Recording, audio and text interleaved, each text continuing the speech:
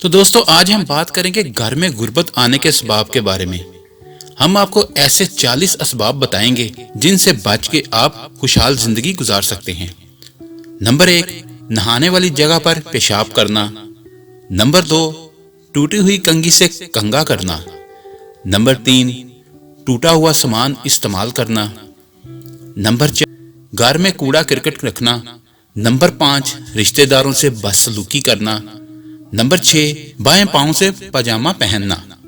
Number 7، مغرب عشاء کے درمیان سونا۔ نمبر 8، مہمان آنے پر ناراض ہونا۔ نمبر 9، آمدنی سے زیادہ خرچ کرنا۔ نمبر 10، دانت سے روٹی کاٹ کر کھانا۔ نمبر 11، 40 دن سے زیادہ زیر ناف بال رکھنا۔ نمبر 12، دانت سے ناخن کاٹنا۔ نمبر 13، کھڑے کھڑے پاجامہ پہننا۔ نمبر 14، عورتوں کا کھڑے کھڑے بال باندھنا۔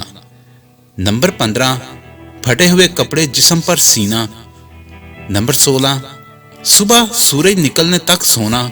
نمبر 17، درخت کے نیچے پیشاب کرنا۔ نمبر 18، بیت الخلاء میں باتیں کرنا۔ نمبر 19، الٹا سونا۔ نمبر 20، قبرستان میں ہنسنا۔ نمبر 21، پینے کا پانی رات میں کھلا رکھنا۔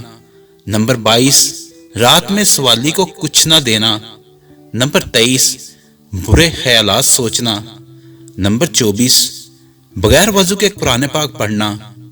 نمبر 25، التجا کرتے وقت باتیں کرنا۔ نمبر 26، ہاتھ دھوئے بغیر کھانا کھانا۔ نمبر 27، اپنی اولاد کو کوسنا۔ نمبر 28، دروازے پر بیٹھنا۔ نمبر 29، لہسن اور پیاز کے چھلکے جلانا۔ نمبر 30، فقیر سے روٹی یا کوئی چیز خریدنا۔ نمبر 31، اونگ سے چراغ بجھانا۔